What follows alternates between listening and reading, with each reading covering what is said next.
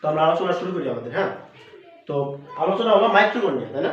Mitochondria. তো let's start.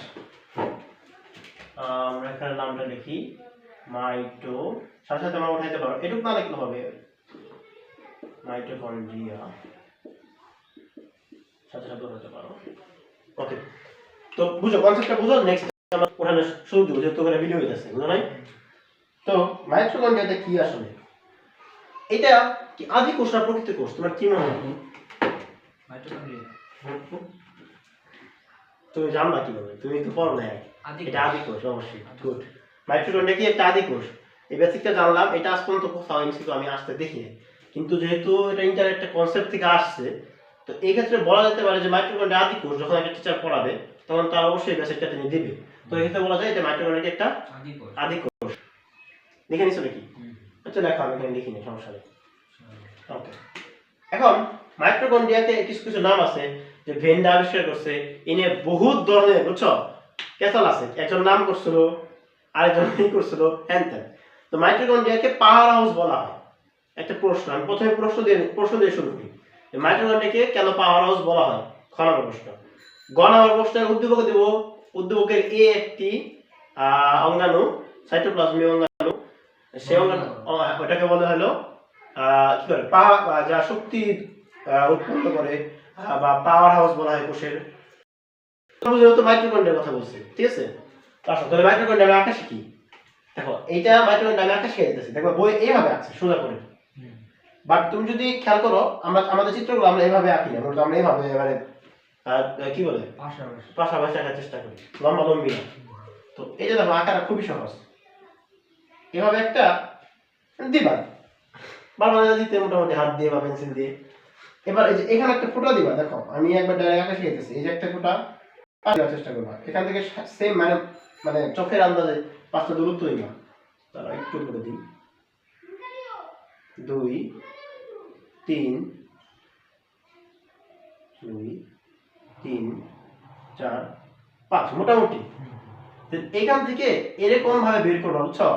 এটাকে আঙ্গুলের মতো ভাঁজ করবা, এভাবে দিবা। দেন এটাকে ওইভাবে করবা।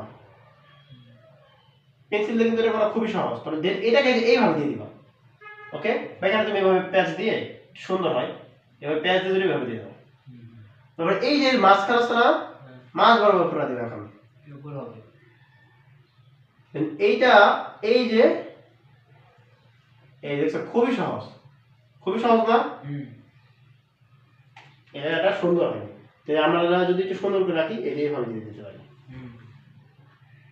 আর এই জিনিসটা যেহেতু একটুই লাগতেছে, মনে হচ্ছে জিনিসটা অনেক বড় বড় লাগতেছে, অনেক ফাঁকা ফাঁকা লাগতেছে, তো তুমি আঁকার পর দেন তুমি এটাকে মুছে সুন্দর করে দিতে পারো।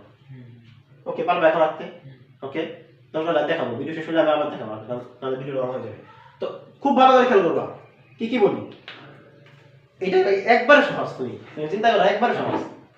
এই অংশটা কি বাইরে না ভিতরে? এই এই এই পাঁচিলটা বাইরে না? এই পাঁচিলটা কি ভিতরে না? স্তর বা পাঁচিল। তাহলে এটাকে আমি কি স্তর বলবো? মানে বহিঃস্তর। বহিঃস্তর, বুঝো? তারপরে উঠাইবো। হ্যাঁ, তাহলে এটাকে কি বলবো আমরা? অন্তঃস্তর, মানে ভিতর মানে অন্তঃস্তর। এখানে আরেকটা জিনিস দেখা যায়, এরকম গোল গোল, এটাকে বলে ডিএনএ। ডিএনএ নাম শুনছো? ডিএনএ। ওকে, বৃত্তাকার ডিএনএ। এখন এইটার মধ্যে এর গায়ে এরকম গোল গোল, প্রত্যেকটার গায়ে দেওয়ার চেষ্টা করবা, এরকম গোল গোল কিছু লাগানো থাকে। না, এটা নাম বলবো আমি কি। আগে এই গোল গোলের নাম বলা বলি। এখানে দেখো, যে ভাঁজ হচ্ছে না, এই যে ভাঁজ করছে, আমরা কোর্সে লিখিতে বলছিলাম কি মাইক্রোভিলাই, আঙ্গুলের মতো ভাঁজ। এটা আঙ্গুলের মতো না, এটা অন্যরকম, মানে ভাঁজ করছে, দেখেন এটা অন্যরকম ভাবে ভাঁজ করছে। তো এইটাকে বলা হলো, এই যেভাবে সব এই ডান পাশে কিন্তু ইন্ডিকেট করতে হবে, মাথায় রাখতে হবে। এটাকে বলে যে মাইক্রোকন্ড্রিয়া যে ভাঁজ, এই যে স্তরের অন্তঃস্তরে যে ভাঁজটা দেখতেছি আমরা, এটাকে বলে ক্রিস্টি। কি বললাম?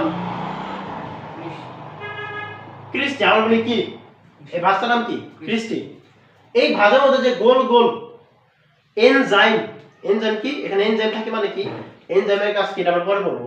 এখন মানে হচ্ছে কি, মানে এনজাইম বলতে কি, ধরো আমাদের শরীরে অনেক যে শারীরিক কাজগুলো হয়, এগুলোতে এনজাইমের ভূমিকা আছে। তো এটা উৎসেচক লেখছে, এনজাইম জায়গায় উৎসেচক একই কথা।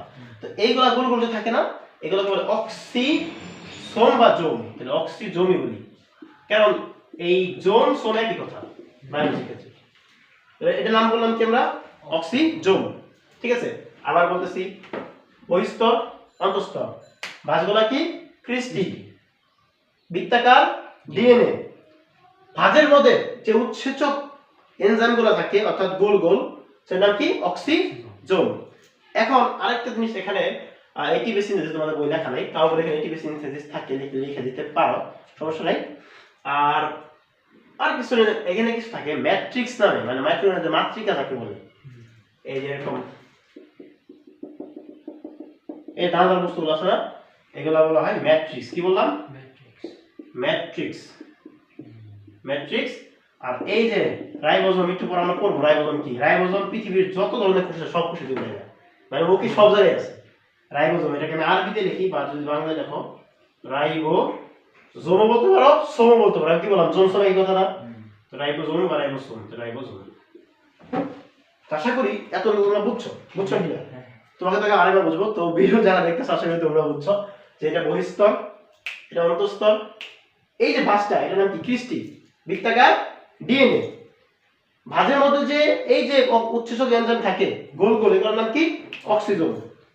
এগুলা যে হলুদ বর্ণের হয়ে থাকে ম্যাট্রিক্স, এগুলোকে ম্যাট্রিক্স বলে, এবং রাইবোজোম, ঠিক আছে। আর রাইবোজোমটা 70s মানে আদি কোষে যেটা আমাদের থাকে, যেটা ইন্টার আছে, তাই আমি এটা লিখলাম না। তো তোমরা আশা করি এখানেই শেষ দিব, নাকি প্লাস্টিক পরে নিব এখানে।